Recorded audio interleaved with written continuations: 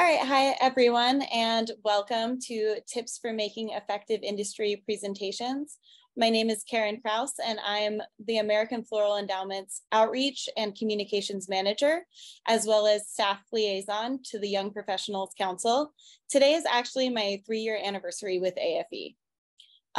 This webinar is hosted by AIFD's Young Professionals Council, which I'm going to refer to as YPC for short. It's comprised of young floral industry professionals ages 18 to 35.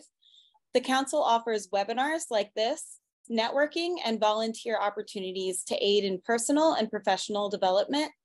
For those in the floral industry, the YPC is completely free to join.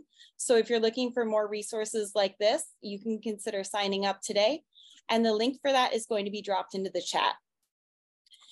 This webinar is being recorded and will be made available through AIFD's YouTube.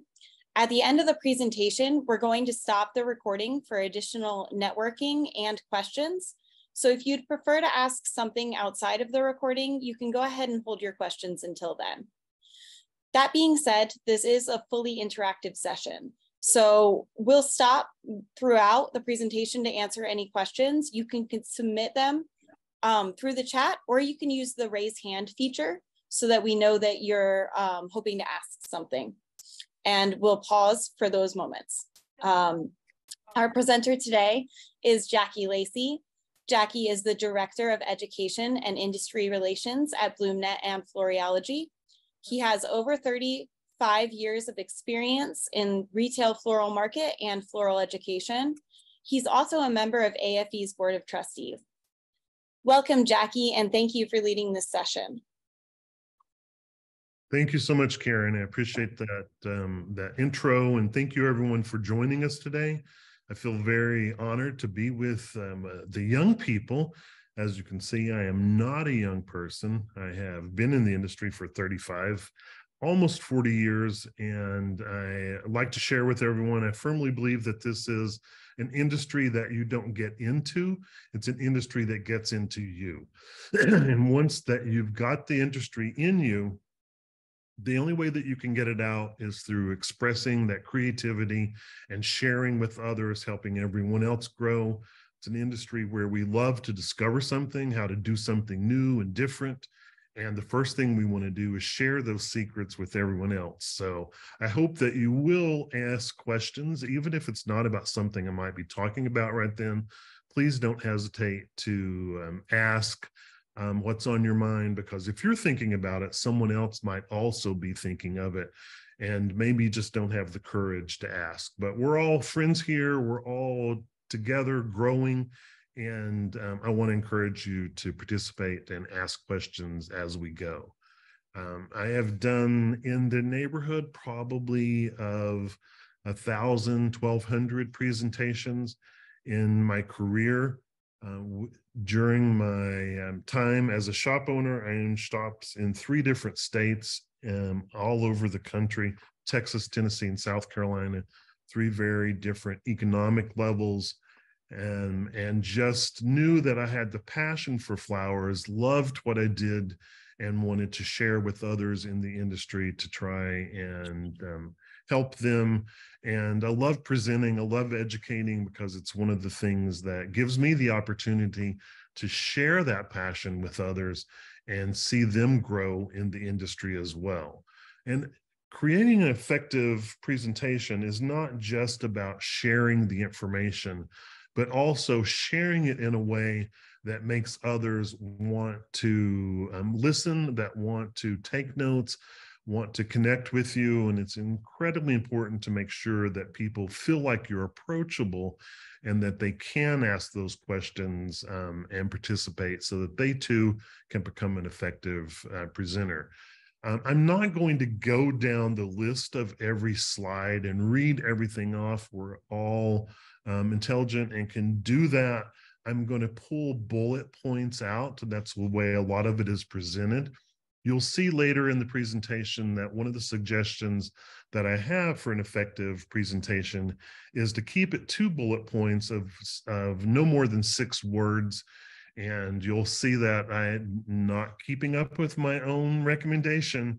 and that I've got some text heavy information, but that was so that when this was shared with you, the PowerPoint was shared, you had those notes and don't have to take notes on everything that I say, because a lot of it I've included.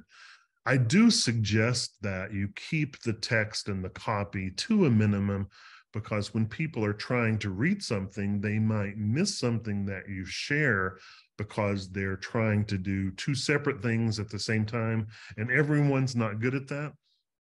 So you want to use those bullet points to clue you in on what you want to share, and then expand the information rather than putting things that are very text copy heavy in front of people, because it slows down the whole process.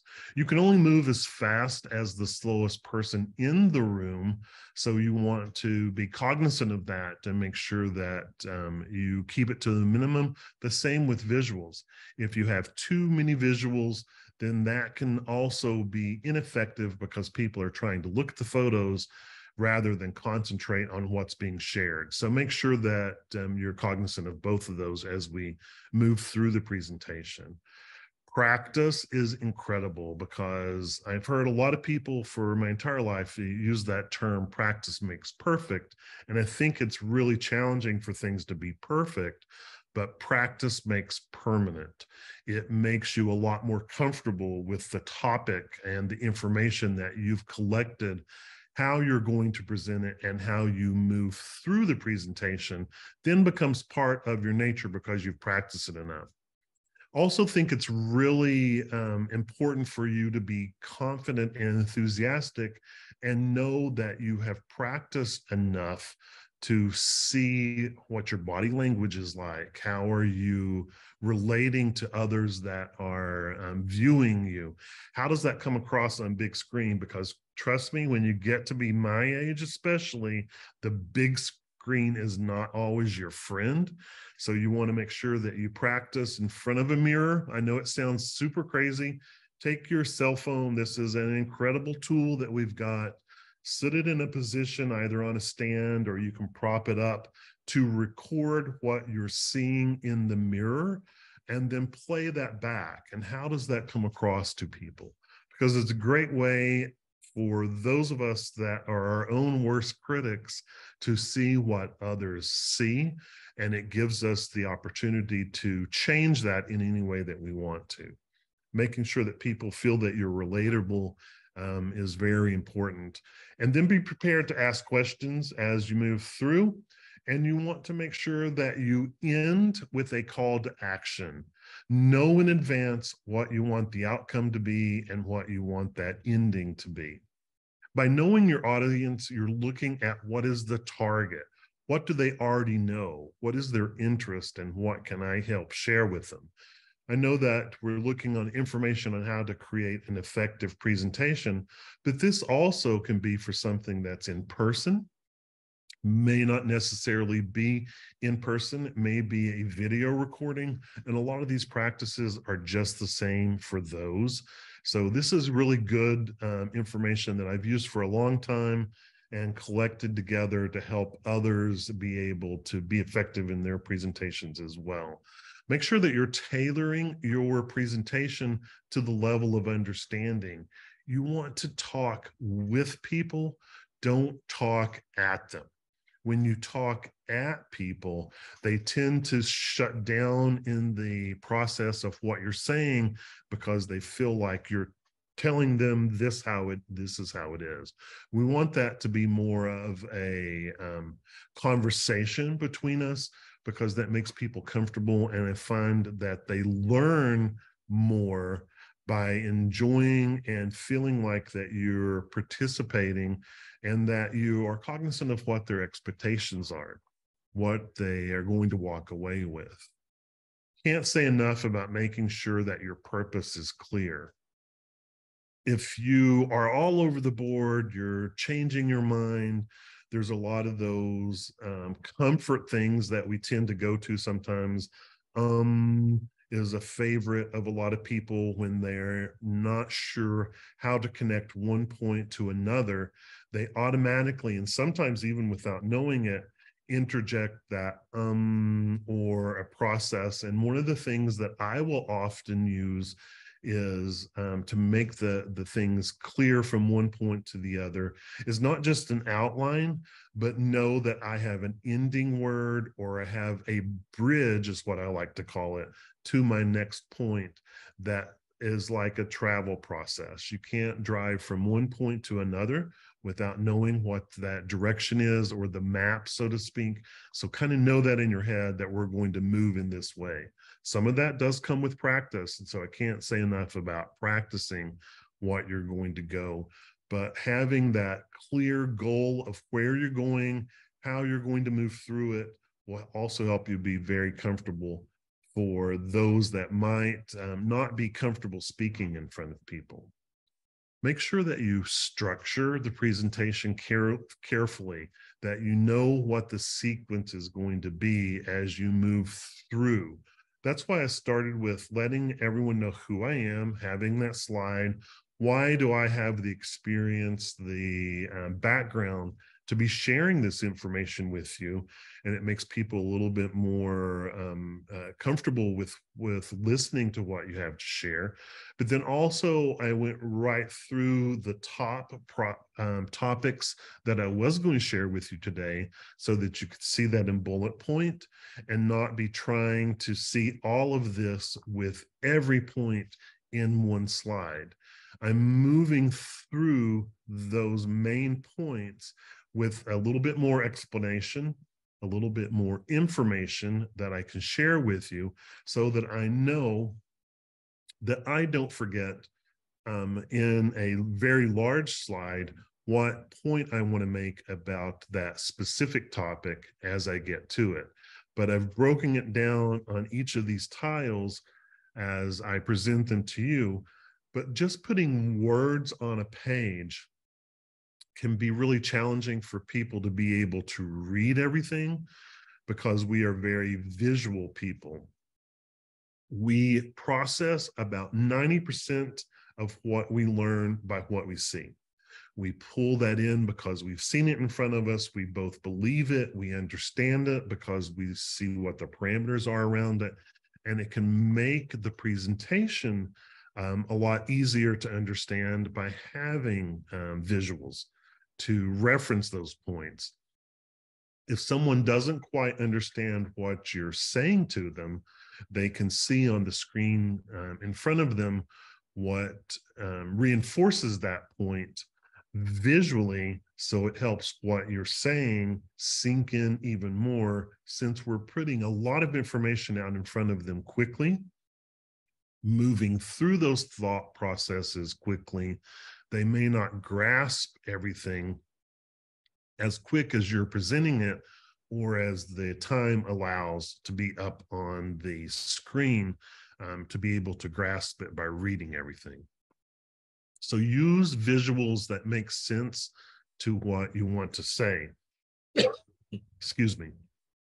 With this one visual, we can see I only have one on there, rather than placing 3 or 4 at one time to reinforce the point, or breaking this main visual up into smaller ones, which you might spend some time trying to connect them. I've connected them all together, and there are a lot of programs out there today. We have so much available that wasn't available 5, 10, 15, 20 years ago. With what we just went through in the world pandemic, they estimate that we have advanced technologically 5 times faster in the last couple of years than we did in the years previous to that. We're comfortable with Zoom, obviously. A lot of people didn't even know what Zoom was a few years ago. And now we can comfortably use it to be able to connect with each other easily, where you might not, although you might want to come down to Florida to visit and participate in this, you might not have the opportunity to do that, where being able to jump on a presentation like this or go back to it later on is now a lot easier with the advancements that we've made. So those are going to continue to happen, and we'll see more and more as we begin to grow. but overload is very dangerous when it comes to a presentation. Practicing, like I said, does not make perfect, but it makes permanent. And by that, I mean the number more times that you can practice, like the visual here shows you, either in front of the mirror or in front of a couple of friends before you begin to present in front of a small group and be really comfortable with that, just takes a little bit of time. Now I do this so much because I shoot video constantly. I've presented last year, I think we figured out that I presented in front of about 7,500 people. The largest group that I've ever spoken to was about 15,000, which I'll share a little story with you. I walked out on stage in front of 15,000 people. I was incredibly nervous to be in front of that many people, to open an event that was happening, reached in my inside pocket to pull out my notes, and they weren't there. But because I had practiced, I knew what I wanted to present well enough that I could easily move through my presentation, got backstage at the end of it, and that's where I was able to have my breakdown at that time, rather than in front of 15,000 people and the harsh lighting. On stage, I did it in the back and have grown from that. Only takes that happening one time to where it becomes permanent in your mind that you don't want to do that. So I always feel for those notes before I go out now, make sure that I've got them with me. But had I not practiced prior to that, I don't know what I would have done or how I could have handled that, other than ask someone to grab them or bring them out to me. But that could be what could have easily become an embarrassing moment, was an educational opportunity that embedded it into my preparations now to make sure that I have my notes and that I'm ready to roll. Time yourself, because it's important to make sure that you can get the information that you're presenting done in the amount of time that has been allotted. Nothing is worse than going over too much, a few minutes, because maybe everyone's excited, they're asking more questions than you counted on, and so you run over for a few minutes. Might be okay most of the time, but you also have to remember, when it comes to presentations, they might be on top of each other. So your presentation may end at 2 o'clock and the next person may be starting at, I don't suggest that they start right at 2 o'clock, but maybe there's only a 5 or 10 minute break in between. And there's a lot of things to move out on stage. With AIFD, when we end a program, we only have about a half an hour to flip the entire stage around for that next presentation. And that may be 20, 30, 40, 50 pieces that need to be moved into place. With the presentation that I'm doing here now, Karin told me how much time I had, how much time I needed to allot for Q&A afterwards. So I want to be as close to that as possible to make sure I allow the opportunity for you to ask those questions. But I also don't want to allow 15 minutes and then for us to end 15 or 30 minutes before, especially for those situations where someone is paid to hear your presentation and they feel like they paid for an hour and they're only getting half an hour of the presentation, so they don't feel like they got the value out. So it's important to come in on time and not be too much over or too much under, so that we have a bad feeling either way. If you have any questions yet, again, don't hesitate to put those into the chat or raise your hand, and Karin will shout out and let me know that there's a question that needs to be answered. Being confident and enthusiastic is great, but I put these two examples on here on purpose, because if you look at both of them, in one of them, we're really comfortable with this person being enthusiastic and willing to share, But someone that is too enthusiastic and has too much interjection in that can also sometimes be a little bit annoying, because now we're paying attention to what they're doing rather than the information that they're sharing. So we want to make sure that we temper the enthusiasm, but that we are confident in what we're presenting, so that those that are viewing us or that are in the audience feel like that this is information that we want to listen to and that we want to grow from. So make sure that you present yourself in a way that presents confidence. If we are meek, if we kind of pull back, if we interject a lot, this is the way I feel, or this is what I am doing, that pulls back on our confidence level and says to those that are seeing, well, they're not sure of the topic that they're sharing. Why, how am I going to be sure that I want to also do that?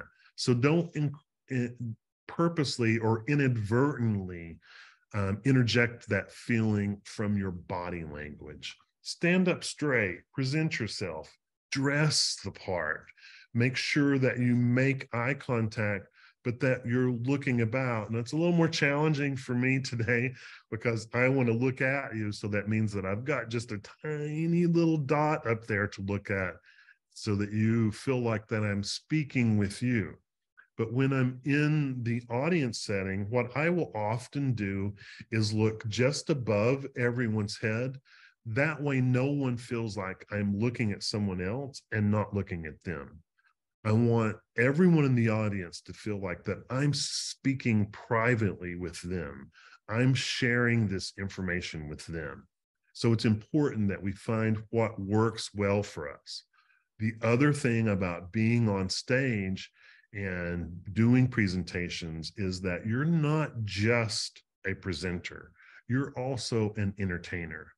If I am meek and not quite confident and I pull back and I'm back here, I think you can see the difference in just my movement right there, rather than me speaking with you while I am confident about the materials that I'm providing, and I also believe in what I'm saying. So I want to make sure that that feeling comes across each time I'm presenting something, because I'm also occasionally presenting things that are not really fun topics to listen to. Karin and I have been in a lot of board meetings where we're talking about numbers, lots of them. And numbers get to the brain for a lot of people, especially those that are autistic, and it becomes something else. And I know you've seen those people out there say from time to time, math is hard. It's also hard to comprehend sometimes when we're talking, especially about big numbers. And Karin and I have participated in conversations about millions of dollars. That's a lot of zeros to keep up with. And trying to focus on the importance of those, all those zeros, and make sure it comes across correctly can sometimes cause people to start to cloud over in their mind a little bit. Be prepared to answer questions. You are sharing information with people that came to the presentation for a reason. They wanted to learn something, but maybe they didn't quite understand, or maybe we skipped over more information that they would like to know, or the thought process for them may be such that they want to ask an additional question to relate it to themselves. So be prepared to answer those questions, and don't forget that if you don't know, it's okay to say, I don't know. But rather than just say, I don't know the answer to that, where are you going to direct them to find an answer? Or are you going to take it on yourself to say, you know what, I don't know the answer or the correct answer to that, so let me find out. Follow me on social, and I will post the question and the response so that you have an opportunity to get back to the information that you're looking for. Now you've provided, I don't know, they feel like you're human, you were honest and upfront with them, but you're also telling them, this is what I'm going to do for you. So they feel even more that you are concerned about how much they're going to grow from the information you're providing as well. End with a call to action. Now that I've provided you with this information, what do I want you to do with it? Do I want you to reach out to me on social? Do I want you to go to a certain website, my website, or another company website? Do I want you to donate to AIFD? This is the way that I want you to do that.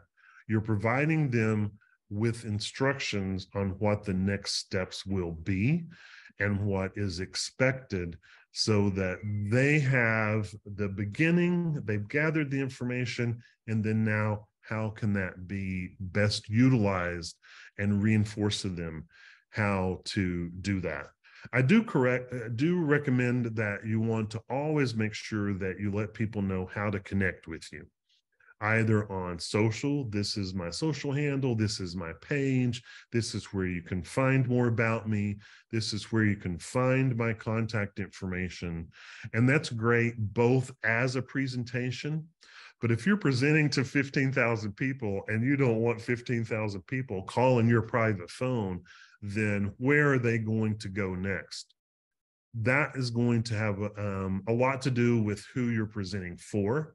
And maybe you're going to direct them to the company website, and that's the best way to connect with you, so that it can be filtered through the correct channels and processed properly.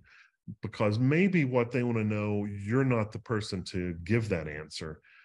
Coming through channels like that will give them the information, the correct path to do so, without getting it stalled along the way.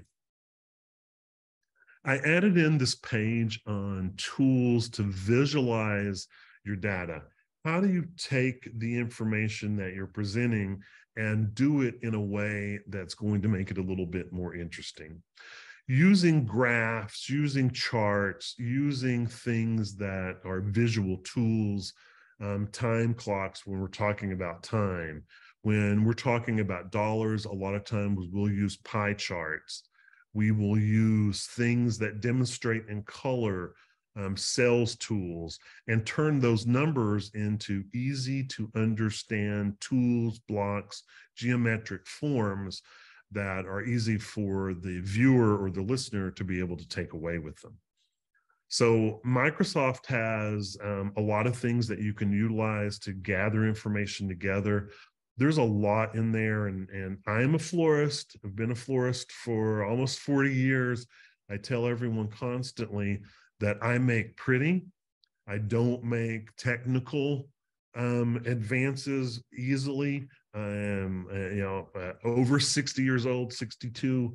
So I grew up with a pen and paper, not so much with all of the computer and tech information and devices that you have available now, but I've made it a priority to learn how to utilize those. Don't go anywhere without this, and there's a lot of tools that are in here that will allow me to present or understand how to present better. I also use an iPad and several monitors. We were laughing because even being old like I am, I have 3 monitors on my desk, and I can have tons of information up and move through it quickly, and then know how to collate it all back together and take it to another point. Use all of that you've got at your fingertips to create a better visual presentation. But as we talked about earlier, be sure and keep that in check. You don't want to have so much visual that it gets distracting, and you don't want to have visuals that don't make sense for the information that you're going to present. So look at these that I've listed there when you have time to go back to. But technology, as we all know, changes almost on an hourly basis, it seems. As soon as you buy a new laptop, it's already outdated and you need to move on to the next device. that's available. They're coming out with a phone right behind one just being introduced. Staying on top of that is important, but also make sure it makes sense for what you're using it for. Just having the most up-to-date, brand new device might be what works best for you or your company that you're working for. So move through those thought processes as we see them come out, and make sure that it's what you're looking for. When we're trying to combat nerves, and trust me, I still get nervous when I'm stepping out on a stage in a spotlight in front of tons of people, but you don't want anyone else to know that. It's okay for you to be shaking on the inside, or be, and this isn't always information that you share with everyone, sweating because it's just, I'm so nervous. We all respond to being nervous in different ways. It may be a laughter. People can giggle sometimes, or bring that into what they don't even know they're doing. And it becomes distracting when someone is speaking. So you want to find something, and you can't really see now, but Karin has seen me present. I center myself a lot this way. As I've talked about something, I keep bringing my thought process naturally back to the center by centering my hands this way. I keep them center in my body because that gives everyone a place to look, and it brings it back to the center of what I'm talking about. And I've even had other speakers reach out to me and say they notice me doing that, and it's something that they decide that they want to do because it helps them rather than talking with their hands. Someone that talks with their hands and is constantly using this to drive a point home, or interjecting it too much, becomes distracting. So you want to have that happy medium that allows you to center yourself, to bring you back to your thought easily, without it being something that becomes annoying to the viewer, or especially in a video. Then people are watching how many times you use your hands in a way that's distracting rather than focusing on the point that you're trying to make. We all tend to talk with our hands, and sometimes we want to use that to drive a point home. So it's easy to interject correctly once you master it. You want to make sure that you're also breathing deeply at the same time that you're not making that a process that everyone else has to be a part of. Becomes something that then is heard on audio, especially when you have a microphone right in front of you. Then that can be like, oh my gosh, is the person going to pass out? Are they so nervous that we want to run up there and put a pad underneath them so they don't fall and hit their head? Or does it get to that point of, you know what I'm going to do next? That also can be distracting. You want to make sure that the audience knows you're focusing on them, and that you're not focusing on all of these things that I'm just mentioning. But it's a lot of things for my mind to keep up. Where are my hands? How is my breathing? Where am I looking? Where is the light? Where is my notes? What's my next topic? And it can be like, whoa, that's a lot to keep up with.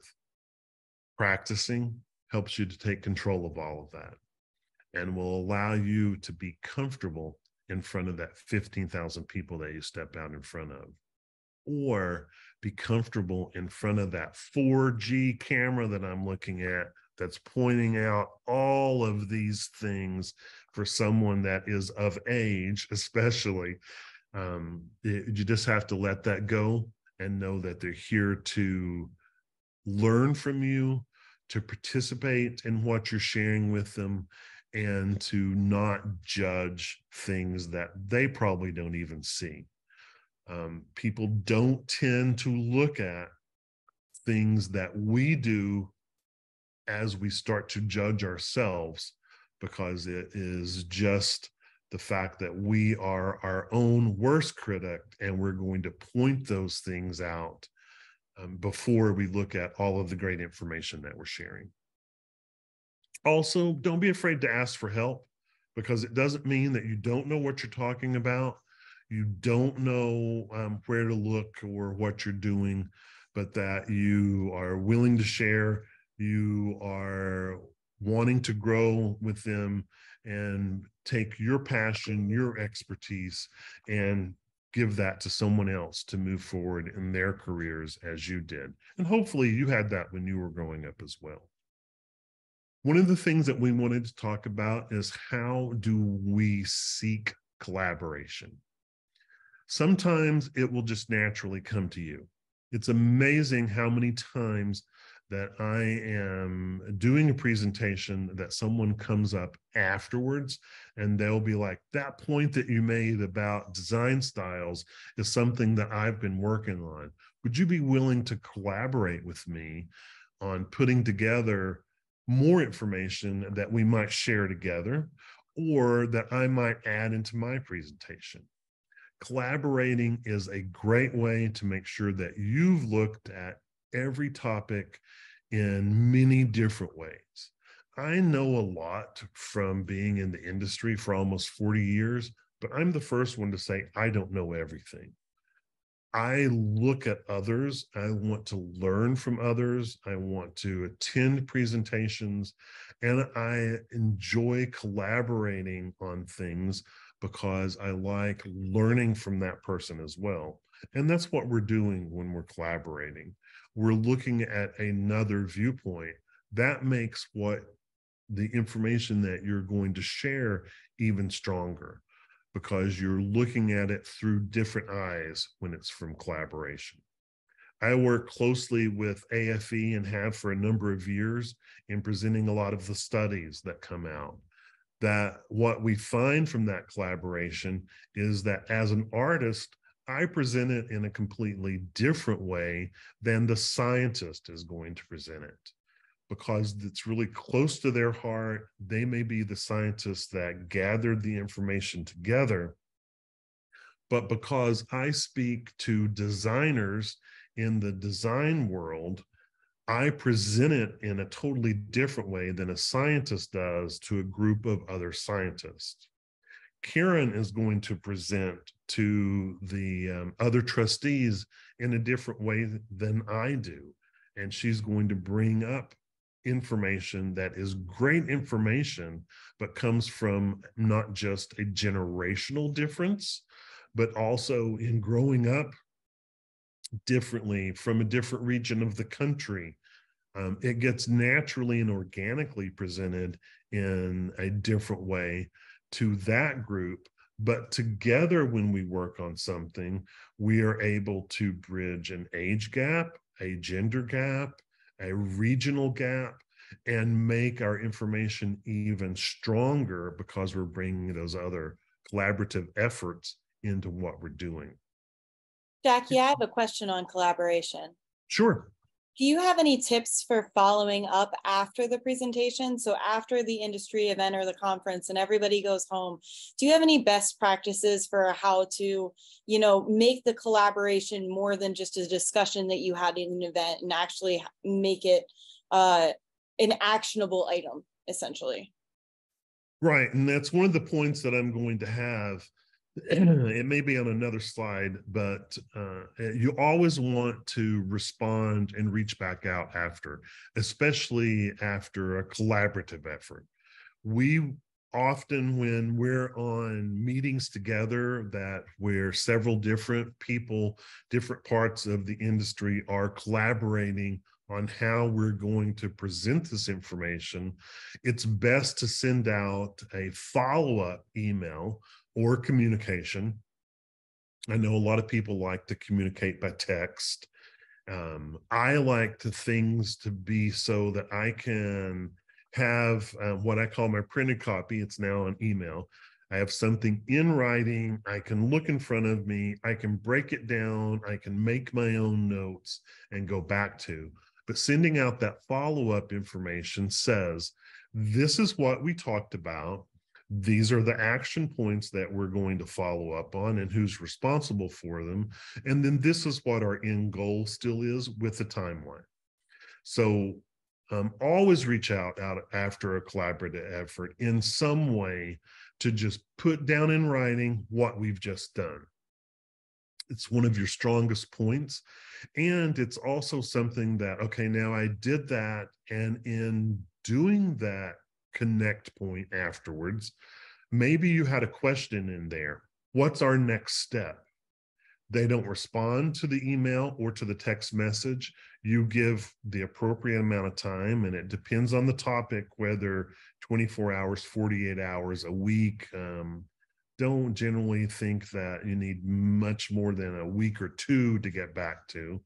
And hey, just circling back around, I had a question after we met and went over all of the information we were going to present that I needed a follow-up to. Have you gotten an answer to that yet? One, that's sort of like tapping someone on the shoulder. Hey, remember, I asked you a question. If they don't respond to that, then there is an issue of some kind. Karin will be the first one to tell you. Sometimes she might have to send me 1 or 2 emails with, it's more, it turns from this to, hey, you don't want it to get to, hey. So make sure that you use the right amount of time before you reach back out, but also who are you reaching out to? Because she knows that I don't just present here locally. I'm not in an office every day, because tomorrow I may be in California, I may be in China, which means that I'm either 24 hours in front of or 24 hours behind in the time. So it may be a time zone situation. But as a courtesy, reach back out, put a timeline to it, let them know when you need the information, and then in that point as well. Remember, we always want to have a goal. So if we're going to achieve that goal, we need to know what that timeline looks like. So reach out by email, but don't discount, especially because I'm speaking to the young professionals, don't discount the effectiveness of a handwritten note. I love sending handwritten notes, especially because I'm part of the AIFD trustees. When I reach out to someone to give us money, I'm going to follow that up with a handwritten note, because we don't get those anymore. So it means even more in today's society when you do receive something like that, that you went to the time to put pen or pencil to paper, or even print out a card or print out the information if you don't have great handwriting, and include that in something that's received in the snail mail.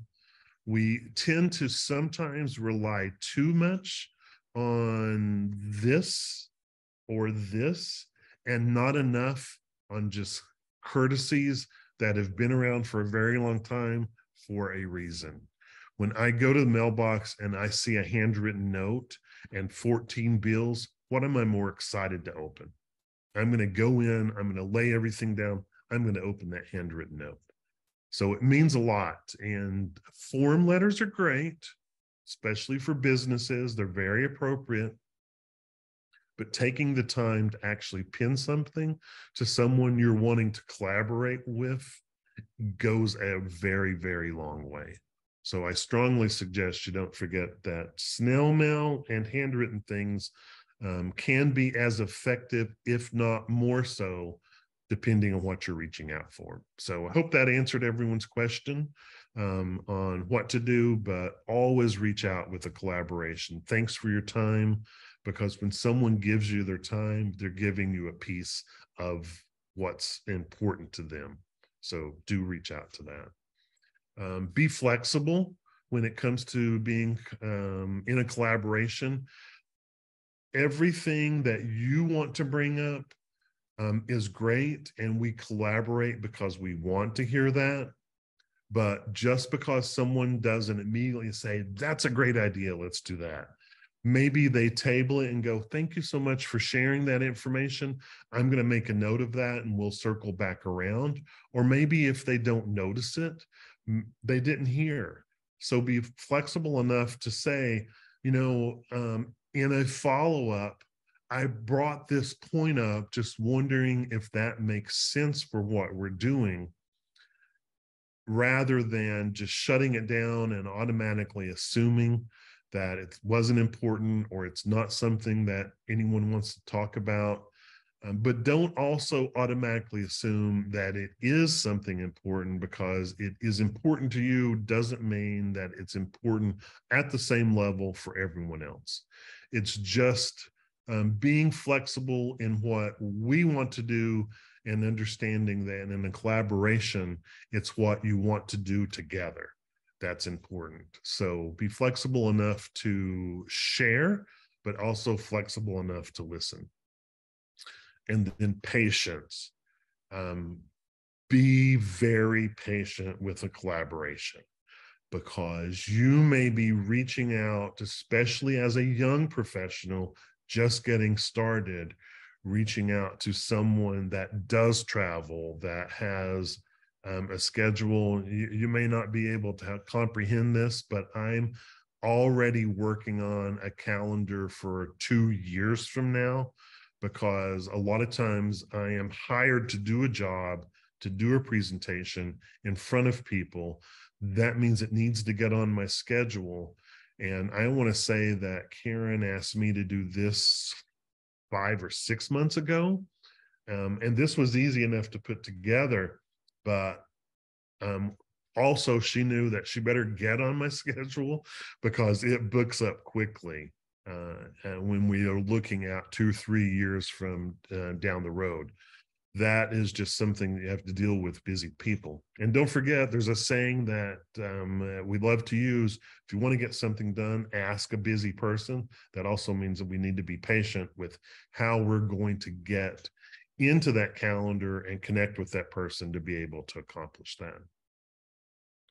If you don't have a PowerPoint to be available, or if you show up, and I'll share with you, when we first logged on with this presentation, I had a couple of issues on this end on making sure that it was going to show up on your end the correct way. And we had to do a couple of things and sign out, sign back in. You want to make sure that you are there early, you get set up early, you test your audio, you test your technology to make sure it's working today in the way that you want to, because that's not always the case. There could be a storm that knocks out the technology. Now, what am I going to do? People have paid for me to present. And I'm going to share with you a time when that happened to me in Las Vegas at Wedding MBA. And there was close to 5,000 or 6,000 people sitting in the audience. And after about 3-4 minutes of them just sitting there, watching the tech team, trying to make the PowerPoint work, I finally just said, you know what? I can do this on my own. Thank you very much. We'll make sure that this PowerPoint is available, and you can ask for a copy at the desk later on. They'll either have it for you in print or they'll email it to you. But I need to get on with my presentation because someone was coming on stage right after me, and I didn't want them not to get what they paid for to be there. And I had tons of product behind me and people standing behind stage ready to come on and help. So I rolled because I had practiced. I knew my presentation. I knew what I was going to share. And I shared with them just with my voice and no PowerPoint. And I had a number of people that came up afterwards and said, you know what? I so appreciate that you went on with the program and that you gave us the information. And we actually enjoyed it even more because we concentrated just on what you were saying. So sometimes there might be a benefit of having one thought up on screen and nothing else, and have everyone concentrate on what you're presenting depending on the information. So it's not such a bad thing when technology doesn't work right for you that you have something to rely back to or fall back on. Just make sure you're prepared to do it. The do's and don'ts of presentation, I just included those for you guys to have when you look. I'm sure Karin will send this PowerPoint out to everyone so that you've got it and you can rely back to it. But it's just more of the same information that I have provided, but you will see in the do's of the presentation, follow up with the attendees. If you tell people you're going to follow up, do so. Don't tell them you will and then not get back to them. And in collaborations especially, make sure, and I want everyone to notice the bottom thing on this list is also the bottom thing on my don't list. Don't forget to have fun and enjoy it. If you don't enjoy it, the viewers and the attendees are going to pick up on that. They're going to know right away that you are just there to collect a paycheck. And that falls back to you not having the confidence in your material and your presentation. And it starts to, in their mind, they might be in their seat doing this instead of paying attention to what you're presenting. Again, I don't want to go over the do's and don'ts. That's more for you to have. I've also included some of the tools, technology tools that I use that you can refer to. A lot of them are free. I am very frugal. One of the reasons that I love working with AIFD, because they're very frugal as well. There's a lot of free stuff out there. Check out the free things because they may give you sometimes even more than a specific program that you pay for. So look what you have available first before you move on to something that you have to pay for. Setting up a setting up a particular presentation, some of these templates may be able to do it for you without having another program involved. And then the last thing, you always want to end your program with thanking for those that have made it possible for you to be there. And that would be the young professionals. I do appreciate you letting me share. We're going to open up now for questions and allow you guys to jump in or put it in the chat, raise your hand, and Karin will share any information that or any question that she wants to. Thank you for the presentation, Jackie. This is going to be a great resource for the industry young professionals and just for the industry in general. We appreciate your time and your expertise. Now we're going to be stopping the recording for open Q&A and additional networking.